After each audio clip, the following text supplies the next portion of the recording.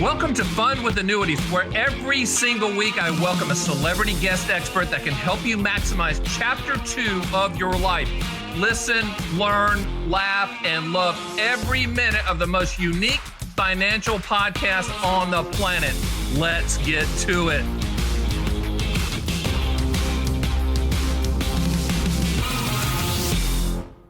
Welcome to Fun with Annuities. I'm your host, Stan, the Annuity Man, America's Annuity Agent, licensed in all 50 states, including that nice one you're sitting in right now. I want to welcome everybody listening to us on all the major podcast platforms and all of you go-getters out there that are looking at us on the Fun with Annuities YouTube channel and just seeing how unbelievably attractive we are.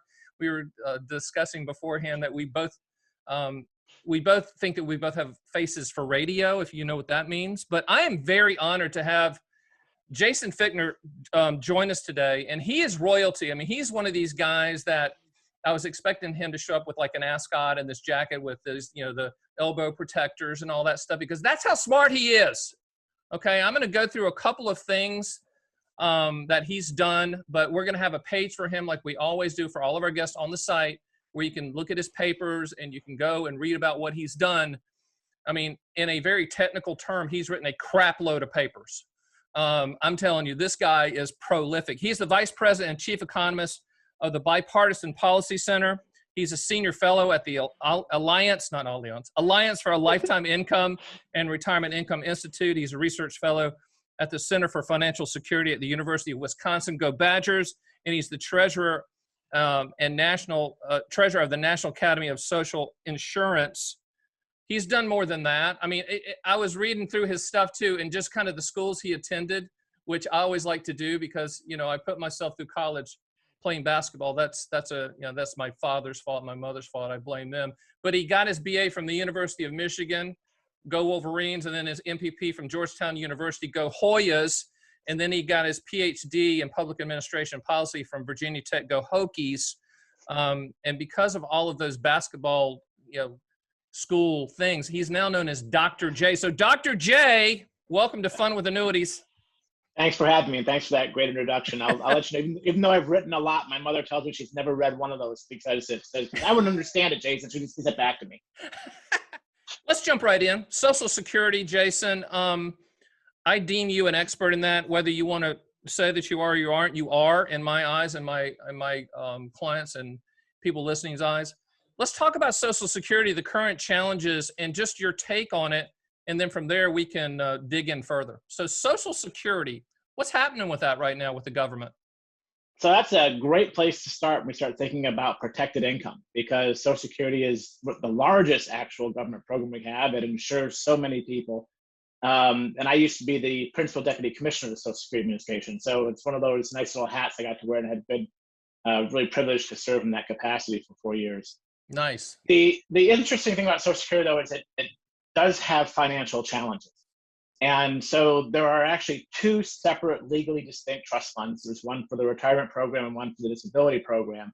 Most people think about Social Security, they just think about the retirement program. But it's important to realize there's also a disability insurance program, which people don't often think about until they need it.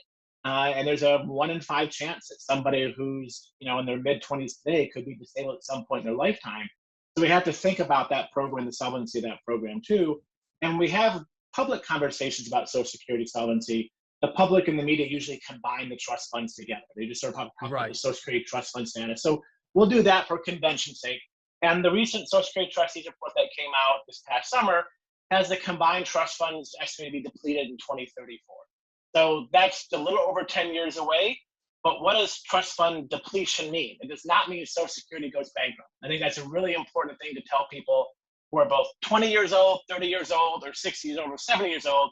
The program's not going bankrupt. What trust fund depletion means is that over the course of decades, the payroll taxes we paid into the system were more than the benefits that were being paid out. And so that surplus was accumulated in trust funds and treasury bonds in a trust fund, which have the full backing and faith of the United States government.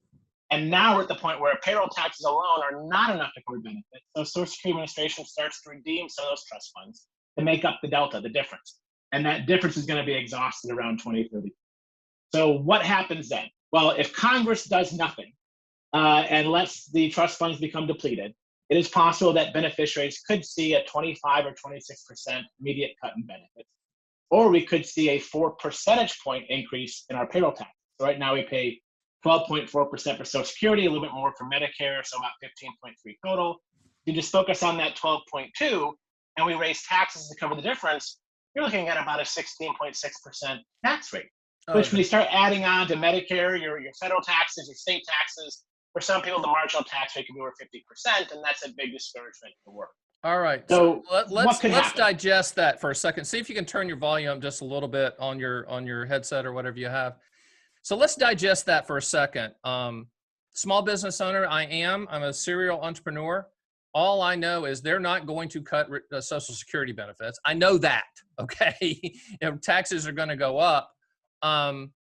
Do the younger people, me and you, I'm putting us in that Dr. J, I'm putting us in the younger, do we have to worry a little bit? Us 50-year-old-ish people? So it's interesting for those of us who are 50-ish, which we are. The trust fund depletion date's right around the time when we're going to be thinking about retiring, and so this is where you start thinking, wait a minute, what does this mean for me? And when we think about retirement, it's all about trying to minimize risk in retirement. Right? We think about working and accumulating savings and building up an asset. When you retire, you're now decumulating, and you need to protect against various risks, longevity risk, market risk.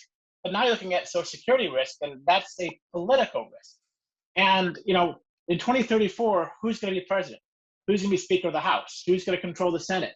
These are all political risks that could vary in the timing of our ability to solve Social Security's financing structures. Like you, I cannot see a picture where, the Congress says we're going to let beneficiaries lose a quarter of their benefits. That's just not going to happen. So what does that? Yeah. So what does that mean? It means you're probably going to have some combination of general revenue transfers, meaning the regular taxes we pay in income that goes to fund education, defense, and everything else. Some of that might be siphoned off to make up the difference, or we'll borrow more money for the general fund, like we're borrowing today. We're in deficit financing with the federal government. Or we could see some modest changes to benefits on the high end. So if we start thinking about what this means, it's very unlikely, again, Congress will do a cut for everybody. But they might look and say, wow, look at those at the high end, the Jeff Bezos, the Bill Gates, those who've accumulated over $1 million in their TSP, which nowadays is a middle-class tax break. So there's a lot of middle-class people with $1 million in their in their 401k plans, for example, who don't feel like they're rich and don't think they're going to be rich in retirement, who could see a change in their benefits. So what this means for us is we might have to start thinking about how do we minimize that risk of retirement. Do we save a little more today? Do we think about working longer? Do we think about delaying Social Security claiming? A lot of people don't understand the rules of Social Security. You can claim as early as 62 and as late as 70, but the earlier you claim, the lower your monthly benefit amount is. If you claim later at age 70, you get a higher monthly benefit amount. And that delta is big. I mean, thinking about 62 to 70, just that change is about 77% greater in monthly benefits if you wait to age 70 from age 62. So we've got to start thinking about what this means for protected income for us and how we actually can maximize our income and also minimize our risk in retirement. And for you and I and those who are in our 50s or those who are younger, Social Security will be there. The question is in what capacity, and how do we figure out how to save a little more to make sure we're going to have a dignified and financially secure retirement. Got it. Now, I always tell people, they'll call me and say, should I take it at 65 or should I take it at 70? And I always say, there's no good answers, just bad sales pitches, of which I don't do. But you have to factor in the 60 months of payments that you missed if you wait to take it at 70, and that's just basic math. When people come at you with those type of questions, and everyone's situation is customizable, but what's your general response to that type of time value of money question? So that is a fantastic thing, and I'm glad you brought it up, Stan, because it's very important for framing and how people think about this and what they see as lost income versus gains. And the first thing is, I've told all my economics students, the best answer for any economics question is it depends. And you sort of brought that up, right? It depends on your status. There's not one size fits all. Right. So the usual general rule of thumb I give people is, if you need the benefits today, take them. But if you can afford to delay until you need them. Because again, for every year you delay Social Security claiming, it's about an 8% increase in monthly benefit amounts. And that can go a really long way when you need them more in your 80s or 90s. Right. And again, for the retirement age keeps creeping up, and it's going to be 67 for you and I, for example. So for someone who waits to 67, that's what's called the full retirement age, up to age 70. a 25% increase in your monthly benefit amounts just by waiting 3 years. Where if we take it early, we're going to basically see a 30% reduction in benefit. Now, you mentioned about, okay, well, if you wait from 62 to 67, that's 5 years, that's 60 months of payments you don't get. And the Social Security Administration used to do something called the break-even analysis. And that's sort of what you did is, I think at 62, I'm getting 5 more years of benefits. I could invest that amount, or I could use it. At what point do I break even? And this is the gain versus loss framing. So the agency used to tell people, if you take benefits at age 62, you'll be ahead for 14 years. And people went, wow, I'm ahead for 14 years, and I better start taking benefits at 62. What they didn't say is, if you think about that 14 years and you get to 76 and you live longer, you're then behind for the rest of your life. And that's a different way of framing it. And so when people see the gains versus loss, they react differently. So what I tell people is, think about your health, think about your longevity. Are you working? Are you enjoying working? Do you have other sources of income? Do you think I have a 401k? Do you have a pension? Sure. Think about all those different sort of variables and then make an informed decision. But I generally tell people to delay claiming until they need it. There's no benefit in delaying past age 70. But if you don't need it at 62, delay. And again, you don't have to delay a year. You can delay a month, you can delay a week, you can delay 6 months. The point is, wait until you need it, because Social Security is the best inflation-protected annuity out there. And you really want to make sure you make that claiming decision that's right for you. That's going to be the decision you're going to have for the rest of your life. And it also affects your spouse. So if you're thinking about survivor benefits or spousal benefits, that's based off the primary record as well. So the larger your benefit from delaying claiming, the larger the spouse and survivor benefit will be. That's Dr. Jason Fichtner, and Dr. J to me, and he just said what I always say, which is Social Security is the best inflation annuity on the planet, which makes us all laugh when we hear people say they hate all annuities, which is kind of, I was gonna make my case, Jason, for being on the board of the Alliance for Lifetime Income, because I think the marketing of the annuity industry has been horrific. I mean, I would start the conversation as, you already own an annuity. The question is, do you need another? And we don't do that. The annuity industry is all about growth and potential growth and hypothetical growth and back-tested growth. And we should be selling the income story all day long, the transfer risk story. And I think the ad is a got milk ad, which instead of got milk, you say you got guarantees, ? Because all of these baby boomers, and you wrote about it. By the way, people, we're going to have this paper that Jason wrote, and it's called the Peak 65 Generation. We'll have a link to it. And if you need to read it, and it's the subtitle is Creating a New Retirement Security Framework. And he lays out, the demographic tidal wave that I always talk about, which is, what is it, Jason? 10,000 baby boomers turning 65 every day or more than that. Yeah. And if you go to some of the sites, like I was at one of your sites where it shows how many people had turned 65 today, and this morning it was like 4,600 or something like that. It was great. Dive in a little bit to this paper and why it's so important for people to read. Now, the people that are listening to this podcast, they're consumers. They're not agents or advisors. If they are, welcome. You're not invited, but welcome to you anyway. This is for the consumer. What did you point out in a brief synopsis, Cliff Notes version of this paper that people should understand? So thanks for the bridge to that. And I think this is a good way to start with talking about how you mentioned the word annuities and no one likes it. And that's partly why we started writing the paper. So when you go out and ask people, would you like to have your own personal pension? I would love that. If you ask them, would you like a guaranteed paycheck for life? I would love that. Would you like an annuity? No, I don't want one of those. And this is sort of the behavioral dissonance and cognition that people have heard this annuity word. And it's the A word. They don't understand what it means. But and we so as an industry we haven't fought back, Jason. I'm fighting back. I'm screaming into a hurricane out here. But we haven't, as an industry, pulled the money and come at these idiots that are framing the whole thing incorrectly and without facts. How do we as an industry say, you already own one, you might hate us, but you already own one, and oh, by the way, you might need another one. You might need another for a risk standpoint. How do we do that? So this is where, the paper gets into it, and we also are doing research to try to change the framing. So one, we're talking about protected income or guaranteed income, which is the phrases you use as well. So by doing these podcasts, Dan, keep doing what you're doing, because even though you're talking to a hurricane, eventually that hurricane will die down and your voice is going to get out. Yeah. And this happened at Social Security. Again, the agency was using a break-even analysis we talked about, right? Claim at 62, you're ahead for 14 years. And when I got to the agency, about 90+% of financial reporters were using the exact same thing as telling people that's what they should do. Oh, Now, if you Google Social Security claiming, it's a complete 180. Everyone yeah, says don't use break even. It's a personal decision, make an informed choice, but you're better off delaying until you need it. So right. we're now on this 10-year mission to change how we talk about protected income, right? Get rid of the A word, talk about guaranteed income, talk about protecting income in retirement, talk about what it means to have a license to spend in retirement, because people get so concerned they're going to run out of money because they don't have protected income outside of Social Security. They don't enjoy their retirement or spend as much. And so the paper, the Peak 65 paper, points out how we've sort of changed our retirement framework. And as you noted, 10,000 people a day are turning 65. We hit our quote unquote peak 65 moment around 2024 when 12,000 people a day are going to be turning 65. This is just huge. And it changes the entire sort of framing about how we think about retirement.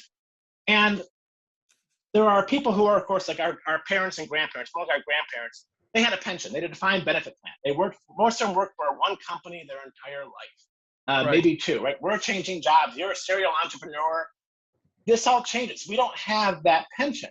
And if you look back historically, say before the mid 80s, people had Social Security and they had a pension. So they had two sources of protected income in retirement. Those two things combined maybe made up 70% or more of their overall income in retirement. Now most people just have Social Security as their sole source of protected income, which is designed to replace basically no more than 40% of your income on average. So there's this gap. And part of the reason we wrote the paper is to talk about how this changing system is changing the retirement framework, and how do we make up that gap? And how do we look to protected income products? Say if Social Security is giving you 30 or 40%, how do you make up that difference to get you to 70? And that's not necessarily saying that everyone should buy an annuity or that everyone should buy something that lasts for a lifetime, but it may be talking about the individual personal preferences and differentiation of products that can help people have more protected income in their retirement. And that could be like a bridge to getting them to claim Social Security later. It could be a delayed annuity that basically starts paying out when they're older, say at 85, and they need it more. Again, not one size fits all, but it's changing that conversation. And it's also looking at what's the role of the employer. If the employer was doing a defined benefit pension plan for so long, and now is doing a defined contribution plan, even if they're doing a 401k, matching or no matching, it's a 180 as far as the employer responsibility. Before it was, they would basically provide that protected income for you in retirement. Yes. Now they're helping you save. You retire, they say, have a nice retirement. They don't tell you, how do you decumulate this? What's the right drawdown rate? What's a good strategy? You're kind of left on your own. And so we need to help people figure out how to do that. And that's where protected income comes in. What kills me, Jason, is that the annuity industry has a monopoly on lifetime income. A monopoly. We have a monopoly on a product that everyone wants and needs, period. Somehow we've blown that as an industry, which is why I do these podcasts and why I've done 500 videos on my Stan the Annuity Man channel, and why I've written 7 books, and why I keep yelling at everybody, because it's not about ROI. I don't know. There's no ROI until you die, as I always say with lifetime income. But it feeds into what you list in your paper as the changing retirement landscape, of which you just kind of tiptoed into. I don't know what the percentage is, but I'm thinking less than 10% of private employers are offering defined benefit pensions. Is that correct? Yeah, it's definitely less than that. I mean, if you leave out state and local government employees, or still have them, or police officers, firefighter, not counting government, just the private sector. Yeah, it's less, and it's going away because the liability is too hard. You see companies are going out of business or changing names so frequently now. You don't have these 100-year companies anymore. Maybe a university, right? So if you work for a university, whether it's Wisconsin, Ohio State, Michigan, sure, they're going to be around for a while, but who knows for sure? So you've seen companies shift their liabilities to these defined contribution plans because they pay it in today and they know they're done. And when you retire, you're on your own. But the employee is looking to the employer for help and looking for advice. They consider the employer to be a trusted source. And this is also one thing I mentioned in the paper is how do we actually help employers help employees? So the Bipartisan Policy Center where I work now, we have what's a 403B plan. So that's a 401k for nonprofits. Sure. And it's done through Vanguard. And the Bipartisan Policy Center does not give me financial advice, but they offer a service in which I can talk to somebody at Vanguard or somewhere else to get financial advice. So they're providing me an employee benefit. So I have a trusted source I can go to talk to somebody about what's the right portfolio allocation. Should I do a target date fund? What does this mean for healthcare? They can answer all my questions. So the employer provides a benefit when they pay a professional firm to talk to the employees. But that gives me something. And that's where the employer, I think, now has a role to figure out how to help employees not just navigate their 401k or 403b retirement landscape for the accumulation, but when they retire, how do you help them think about, again, decumulation or spending that in retirement and what their options are? Yeah, and the word decumulation is a four-letter word. I need a better one. I mean, I need a better one. It is horrific, but my brain's rolling on this. And I want to ask you kind of a question that's off topic. Do you ever see a time that the government, our friends in DC, mandate, which they like doing, employers providing lifetime income? Do you ever see that? So I think what's going to happen is that the consumer industry is starting to shift already. So for example, BlackRock is offering a product where they're going to start putting in annuity contracts into a target date fund. So this gets back into the behavioral framing. If we're not going to, the mandates are big. Again, they like to mandate. That's a big sort of stretch right now. But imagine you start having these companies like BlackRock and others, maybe Fidelity gets involved in Vanguard, who start putting in contracts into a target date fund. And most people do target date funds, but it's easy. They don't have to think about it, right? You invest, it changes the allocation for you. It's you invest and forget. Imagine now part of that investment is going to buy annuity contracts. So at 55, it actually starts purchasing, and you have then defined income in your 401k plan. And consumers start seeing this in their quarterly and annual statements. They'll get used to seeing that part of their portfolio is already earmarked for protected income. And they're going to want that because they're going to see it. And they're like, oh, of course, I have this equity, I've got bonds, and then the fixed income is going to move currently into guaranteed income, and I'll expect that when I retire. I think we're going to see that happen in the next 10 years. That's going to be the huge sea change when it comes to employee benefits. It's still a PR problem to me. To me, it's about messaging and marketing. And I think that it's just a horrific job. I know that I believe it's the Alliance for Lifetime Income. They sponsor the Rolling Stones, which is fantastic. We can get the T-shirt and all this, but I think that's a colossal waste of money, my opinion. That's great that Mick and the Stones are still hammering it out and they're in their 70s. I like that, but it seems like an ego play for me. I know that I would not be welcome at the board meeting, but they need to listen to what I have to say. This needs to be a television campaign, an ad campaign, a print campaign that's all coordinated to speaking in English about lifetime income, what you call protected income, what I call income as long as you're breathing. I really think it needs to be dumbed down to a third grade level, no offense to third graders, so that people understand that when you go into chapter 2 of your life, you better start looking at lifetime income products, and there's only one category, and that is the annuity category. The other thing that I think is tragic, and I'm on the, I get calls every day, and I'm in the field here. People think that when you buy an annuity for lifetime income and you die, the money goes poof. I think, and of course that's not true. You can structure it so that 100% of the money goes to the beneficiaries. But the reason I'm stepping on the soapbox a little bit is I'm talking to a lot of really smart people on my podcast. We need to bring it way, way, way down in order to tell the public that with all these 401k, trillions of 401k assets, that there's really only one choice for lifetime income, and it's the annuity. It's the annuity category, and there's 4 different types of annuities for lifetime income. But I digress. Are you as frustrated as I am on the messaging of a monopoly product? And I guess that's the reason you're out here and speaking, but are you just kind of scratching your head as well to the messaging of all this? So I am cautiously optimistic that we're making progress. And the reason is because people like you and others recognize that there is a marketing problem. And again, we're not here to promote any specific product, but I will promote a pamphlet that I helped create for the Social Security Administration. So it's a government pamphlet. If people just Google when to start receiving Social Security benefits, there'll be a 2-page, it's a double-sided 1-pager, so it's 2 pages. So what he said was when to start receiving Social Security benefits. That work? Can you see that? But 95% of the people didn't see that because they're on podcasts. So what he held up is what you're actually going to print. But we'll give you a link. I'll send you a link to it. Definitely, we'll have his link on his page on the Annuity Man But that's the Social Security part of the annuity here's the income point. floor. Yes, but here's the point, Stan. We spent a lot of time trying to talk about the claiming decision and get it down to 2 pages. Again, a double-sided 1-page flyer we could hand my mother, anyone in a field office. These are now available in every field office in Social Security Administration. Got it. We need to do that now to what you're saying for the marketing for annuity products as the add-on to Social Security. We've got to get it down to 2 pages. And it's got to be something that everyone can understand. And the challenge now is, how do we do that in a way where the industry adopts it? Because this is also competition.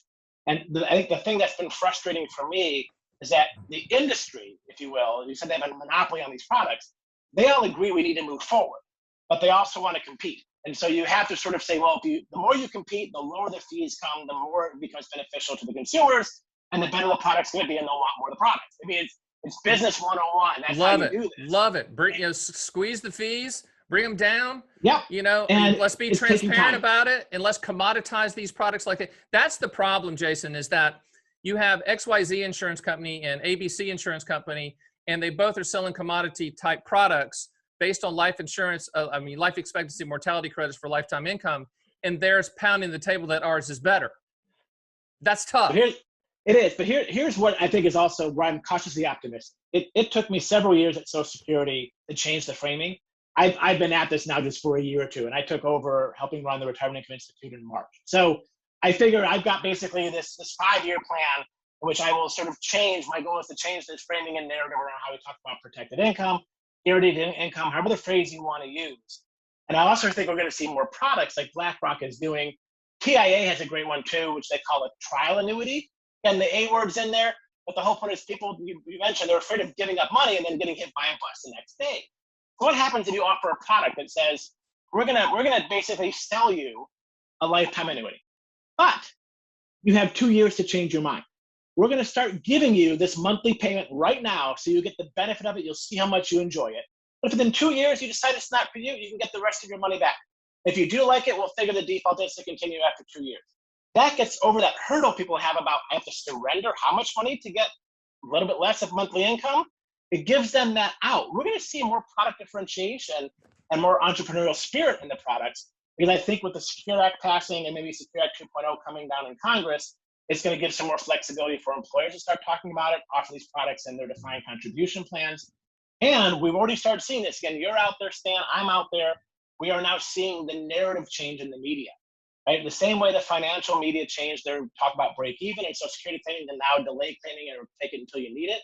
I think they're going to start talking about the need for additional protected income on top of Social Security, but saying it's not one size fits all. There are many products. Talk to a professional, think about your options, talk to your employer. But it's not going to be annuities are bad. It's going to be you need something else.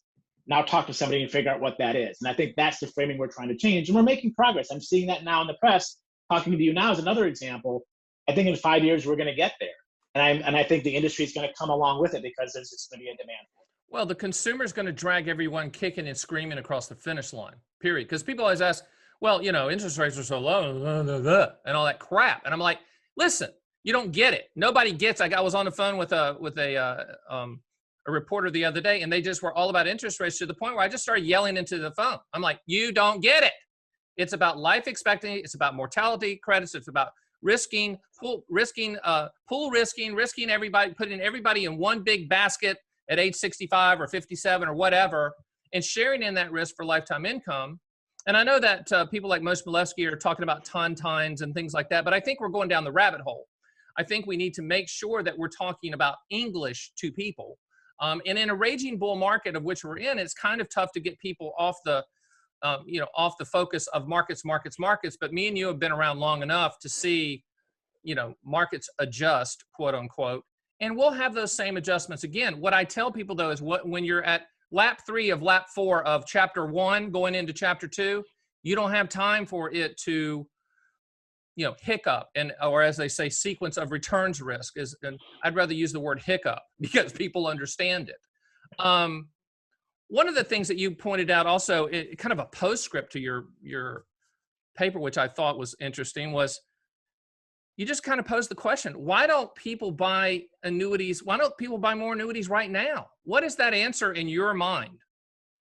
So this goes back to what you said it's a postscript for anyone who downloads the paper. It's sort of put it as an appendix because it was considered sort of too pointy-headed academic-y to put in the paper itself. But it Okay. talks about what an economists call the annuity puzzle, which, from a financial perspective, from your perspective, mine, it makes perfectly rational sense for people to have annuities, even on top of Social Security. It gives you a license to spend. It guarantees income. It avoids market risk. It avoids political risk. The sequence of return risk, everything you mentioned. Sure. Annuities are great. Everyone should have them, but people don't. And part of that is this behavioral thing. Again, we talked about earlier, you want your own personal pension. Yes.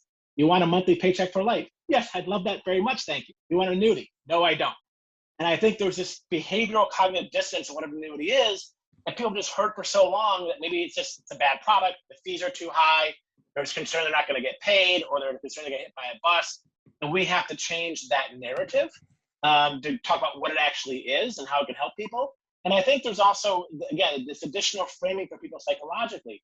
We have now trained people to think about investing, right? Return on investment. You mentioned this earlier. What's the ROI? We're all thinking about how do I maximize return? That's what we're conditioned to do from the time someone taught me money until even today. But now I'm talking about retirement. In retirement, I'm not trying to maximize return. I'm trying to minimize risk. I'm trying to ensure with an E that I have enough income on a monthly basis to last the rest of my life with the spending I want to do. So what I really need now is a license to spend. And if someone tells you, don't worry about guaranteed income products, just do a 4% drawdown on your 401k plan from your assets, you mentioned the idea of a hiccup. A 4% rule might work if there's a once-in-a-generation market dip that happens right before you die. But if that once-in-a-generation market decline of 20, 30, 40% happens the year after you retire, the year before you retire, you're losing that ability to have that comfortable income and that spending in retirement. We're just looking at a pandemic we're coming out of with a 2008 financial crash. We've had 2 100-year crashes in my lifetime already in the past 20 years. So I think what we need to do is start talking about not what it means to maximize return in retirement, how to minimize risk. And that's where you start showing where protected income, along with Social Security, which is protected, can help people spend more and be more comfortable than if they start doing some of these drawdown strategies like a 4% rule. Well, and the 4% rule, I mean, Wade Fowle was on a recent podcast with me and just completely destroys that. I mean, he actually did the research in the 4% rule, and it's complete garbage and outdated. But I do think what's happening right now in the industry are the brokers, the bankers, and where I used to work, Morgan Stanley, Dean Witter, Payne Weber, UBS, all those places are starting to sell annuities, but they're selling the growth story. They're selling the potential story. They're really not selling the income story because they can't charge a fee on that. Okay. And I think that, yes, sales have gone up, but sales have gone up on the products that, in my opinion, should be not at the top of the sales chart. The top of the sales chart should be the simplistic lifetime income products, the personal pension annuities. I actually think if you did a study and you used the word personal pension in front of annuity, you could say personal pension damn annuity. And people are like, yes, I love that. It's, as long as you said personal pension, you could say anything after that and use the word annuity. You could say personal pension mother-in-law annuity. They'd still love it because it said personal pension. Right. I just think that to me, if I was czar for the day of the annuity industry, first of all, that'd be a lot of fun, Jason. You know that. It'd be great. But if I was czar for the day, this is so simple. This is so simple. I just think people were getting in the way of ourselves as an industry, and the pushback from the industry itself is kind of the whisper. Yeah, we know we're a commoditized product, but don't tell anybody because that doesn't make our logo as good. I think there's going to have to become a meeting of the minds that says, okay, for sales to triple in the consumer's favor, not because the industry wants it to triple, but because there's so many people that want guarantees. We as an industry are going to have to, and carriers going to have to come to the conclusion that it's going to be competitive and it's good for the consumer. Same thing happened when the commoditization of buying stocks and mutual funds online and direct, same type of thing. My company, we're trying to, with a handful of others, trying to get in front of that. But I just think that it's right there for us as an industry. And I'm glad that you're out there fighting for us. Tell us a little bit more about what the Alliance for Lifetime Income is doing and what you think they should be doing in addition to what they're currently doing. Well, you sort of mentioned lot of things we're working on, which is sort of changing the messaging and framing and bringing together member companies to talk about how we can better educate both consumers, financial professionals, and policymakers on the role for protected income and what it means. And again, not one size fits all. It's also talking about where the industry needs to change. And this is bringing together, again, the same industry players who have to compete to come together. And again, they recognize that there needs to be change, that the industry needs to move forward, and getting them along to do it. And so it's a collaborative process. And then under the Alliance for Lifetime Income is the Retirement Income Institute, which I help lead the research effort. And we're doing a lot. Wade Pfau, the study you mentioned, we fund Wade Pfau. There's researchers Michael Finca and others do survey research. I have another paper, which I'll send you the link for, just chat with Michael Finca, where we did a survey of beneficiaries and employer plans. And basically we found that employees, the beneficiaries, do want protected income. But it also depends on how you frame it, right? If I use the A word, they don't want it. I use protected income or a pension, they love it. I mean, it's an amazing difference. So we have graphics and nice pie charts, so I'll send that to you as well, because again, it's easy for someone to read and you can post it on the webpage. So we're doing all of that, and we're talking to people like you, we're talking to journalists. Again, my goal is to reframe this, because it is a fantastic way of talking about, again, the insurance companies are the only ones providing this benefit, and it's needed. Now, again, it may not be, one of the things we haven't gotten to yet, we keep talking about the idea of a paycheck for life, but people may not need a paycheck for life. Maybe what they need is a bridge annuity that gets them from age 62 to age 67 or 70. So they can delay claiming Social Security, get the higher monthly benefit amount, and then that's what they use from age 70 on. So you don't have to annuitize for life. You don't have to annuitize all of your assets. It could be partial. There are a lot of options. And you don't annuitize. You don't have to annuitize at all with income riders. So I think another, throwing the word around annuitizing and all of that, it all comes down to lifetime income. Whether you want it to be, revocable or irrevocable, whether you want control, or as I say, do you want to control the asset or not control the asset? Which one do you want? Instead of annuitization. So, I think that, people always talk about, the travel industry and how the travel industry is gone. No, it's not gone. It's the annuity industry. Annuity industry is the new travel industry, where most annuities are sold 30-mile radius from where the agent lives. We're trying to upset that apple cart and say, no. You can just buy the contractual guarantees, go to my site and run all the quotes until your heart's content, and then make the decision, etc. Until, as an industry, we embrace that, I'm not sure what's going to happen. The other thing too is, I think as an industry, we need to look at squeezing of commissions. I know that that's going to get me all kinds of hate mail, which bring it on, but I think there's a lot of value that needs to be built back into the payouts and the clients, etc. And all of this, I think, is going to change, not because the industry wants it to change. The consumer is going to demand it. They really are. Yeah, something you bring up, and there's sort of 2 points. One, the financial professionals. I did a paper, several years ago. We looked at whether or not people, because one of the barriers potentially is financial professionals who don't want to lose the assets under management, right, buying some sort of product. Right. If you think about, again, there's not one size fits all. There's numerous products.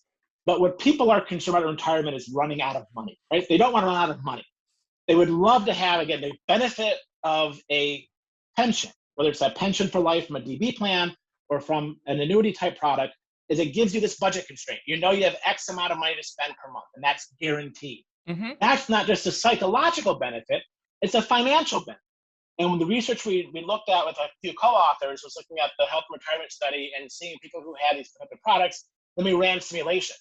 He said, what if someone took a partial annuitization and they had then some money to spend, they had Social Security, they left the rest of their assets untouched.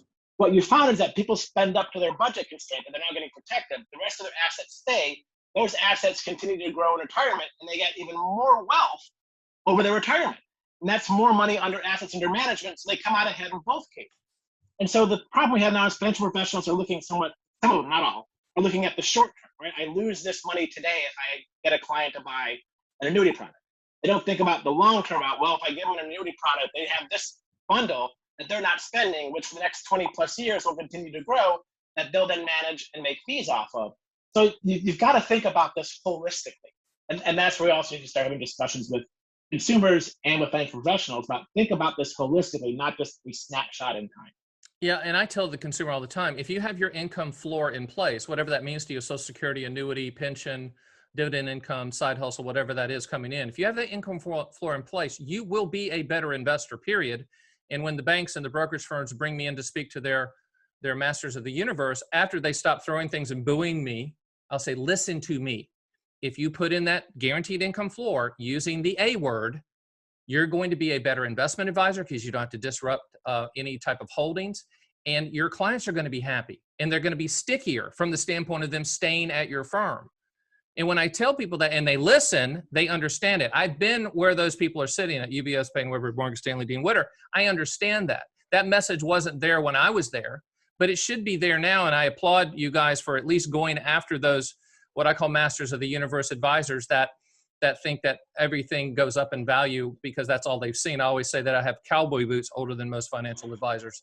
They've never really seen a down market and things like that. So tell me, what is your prediction? You've kind of given a prediction of a little bit more consumer friendly products. Do you have any more predictions that most people aren't aware of going forward with the annuity industry? Are there some danger zones that we need to be aware of? Well, the danger zone is complacency. So I think we need to really keep having these conversations about framing and education and what the products are and what they mean and how they can have people have what Michael Fink and David Blanchett call a license to spend. And we've got to change that framing away from investment framing and start talking about the guaranteed spending, the guaranteed income, and what that means for minimizing risk and having a secure retirement. Right. My fear is that we let off on that. That's one. I think from the prediction standpoint, the Alliance Lifetime Income, myself, we're all committed to this. I mean, the one thing about retirement, I'm a tax economist by training. No one in their right mind grows up wanting to be a tax economist. You got to be You didn't wake up in the morning and go, you know what? It's kind of like I was 5 years old, Stan. I want to be a tax economist. See, I didn't wake up in the morning one day and say, you know what? I want to be Stan the annuity man. No, the financial curse word. That's what I want to be. Nobody does that. I don't know. It's this passion of contrarianism. I know, but what I realized when I was at Social Security is we have the potential to help millions of Americans have a financially secure retirement. I mean, what other job can you go to where you can help millions of people be financially secure and have a dignified retirement? That's just an amazing sort of job to have. And I was committed to doing that at Social Security. And I left Social Security and started doing retirement policy further on the private side.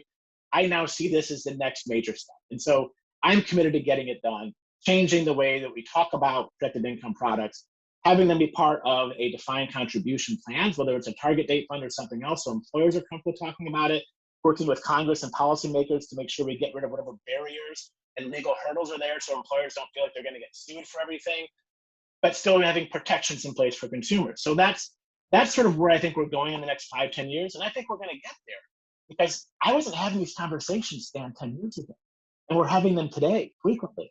So it is changing. And the last thing I think we're going to have to start doing, and this is where I think it's also a problem, you start talking about how we're, smart people come on the show. I'm also smart enough to know I don't have all the answers.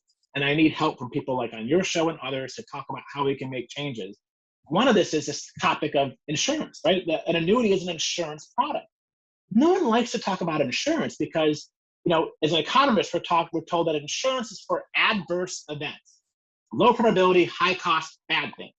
House, gets broken into. House burns down. You get sick. Car accident. Life insurance. You die.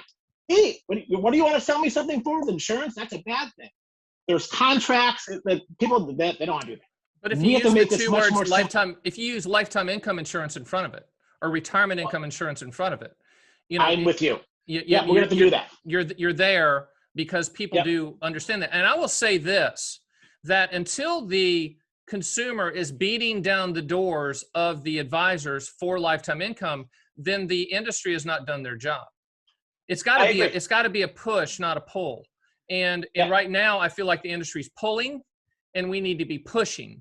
And anybody that comes out, we actually have to have a war room, of which I will be the general of that war room, Dr. J, of anybody who really comes at the industry in a non-factual manner should be professionally, factually destroyed from the standpoint of ads, of everything coming at them, and not call them out by name, because I'm sure their wife is nice and makes a very nice peach cobbler, but just say, listen, you can't get away with that anymore. You can't get away with saying all annuities are expensive. You can't get away with saying that when you die, the money goes poof. You can't get away with there's no good returns on annuities. You can't get away with that stuff anymore. And you certainly can't get away with I hate all annuities. That means you hate all trucks and you hate all restaurants and you hate all shoes and you're an idiot. So we've got to be, we're a nice industry, a bunch of nice people. I think we need to get a little bit more of a chip on our shoulder because what we are protecting is the lifestyle of 10,000 baby boomers hitting age 65. You know, we hear about politicians fighting for the people and fighting for the working man and fighting for those families. Honestly, we have to fight for them. And I feel like I do that every day. I'm sure you do as well. But as an industry, there's got to be a consistent voice that comes at, we are here for you for lifetime income. We are here for you to transfer risk. We are here for lifetime income insurance. That's what the annuity industry does. And make fun of the A word. I would just have fun with it. Y'all know we're not going to say the A word. Oh my gosh. Yeah. Don't say the A word. We might have to have fun with it. I think the other thing that gives me hope too is, you know, you and I are both old enough to remember when brokerage firms charged you $100 to buy a stock and you had to buy it in round lots of 100, right? So you couldn't buy one share of 4 shares or fractional shares. And then you started getting the quote unquote discount brokers, right? Who started coming at $49.95 for a trade. And then it was E-Trade coming at $19.95. And now there's no such thing as a discount broker. They're all just brokers who lower their fees. And again, exactly. they've wrapped it into something else, so they're still making money. I think we're going to start seeing that happen again with same sort of thing happening with annuity products, because you're going to start getting the tech firms, the fintechs involved. You're going to start getting BlackRock's in it now. You're going to start seeing, you know, Fidelity and Vanguard. And pretty soon, like I said, all of a sudden they're all going to get into it because the consumer is going to see it being offered in a few places. They'll start gravitating and the industry is going to do it. I think we're going to see this happen in 5 to 10 years, especially if we keep pushing. And I'll tell you a great story. When I was at Dean Witter, they had a senior VP flying from New York, and I was working at a satellite office. He said, "Don't worry about this direct stock purchase. You know, for $8, it's not going to affect us." I just raised my hand and said, "You're an idiot," straight up. That didn't go over well, and I didn't stay long at Dean Witter, but I went on to another firm. But that's how stupid it is. You know, as crazy as people might think I am, and I am very passionate about what I do. We're a tech company that sells annuities. I mean, we are literally fintech. We have structured it so that you can do all your quotes and see everything and everything's done, you know, virtually, et cetera. That's where it is headed. There's a handful of us out here, but I remember when I first started this and I got this wild hair to do this, I'm like, why wouldn't this be sold direct? We had to convince the annuity companies to have the paperwork signed, you know, a day later when the FedEx arrived. And they're like, well, why would you do that? Why wouldn't you just meet with the client? That was less than 10 years ago. So we have made some strides, but it is going to be, it's got to be a concerted effort for all of the smart people in the room and the people that are a little bit, you know, out in left field like me. People say, wait a minute, you're Stan the annuity man. Yeah, but I do understand this product backwards and forwards, and I do understand how it fits. And I'm just confounded every day that it's not the number one thing that people point to every single time with their retirement money. And I think maybe in the future, it will be. And, you know, we certainly all have those plans to get that message out. And I certainly appreciate you, you sharing your insight on all of this. Kind of to close it up, because I know you won't believe this. We've been going forever. This is passionate. You got to come back on, because I want you to always weigh in when things are new and you want to weigh in on something. But what kind of parting words do you have for the consumer out there? We have thousands and thousands of listeners. This is growing by leaps and bounds. What do you have to say to them just from an overall standpoint? I know you covered a lot today. The one obvious message is, you know, retirement is a personal decision, and retirement does not mean you have to stop working. You can keep working in retirement, but it means you have to sit down and think holistically about your financial needs, challenges, and how you minimize risk.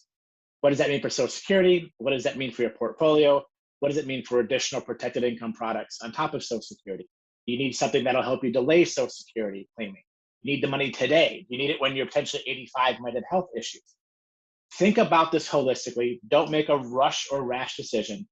Talk to people and find a good professional to talk to, because I think that's important to walk through options. Realize one size does not fit all.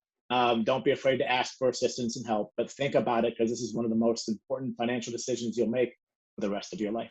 Yeah, and there are no mulligans in retirement, as I say. You can't put it back on the tee. And I always tell people too, there's not an urgency to ever buy an annuity of any type. The urgency is for you to fully understand what you're buying, both benefits and limitations, and to make that decision on your terms and your time frame and never be pressured into it, period.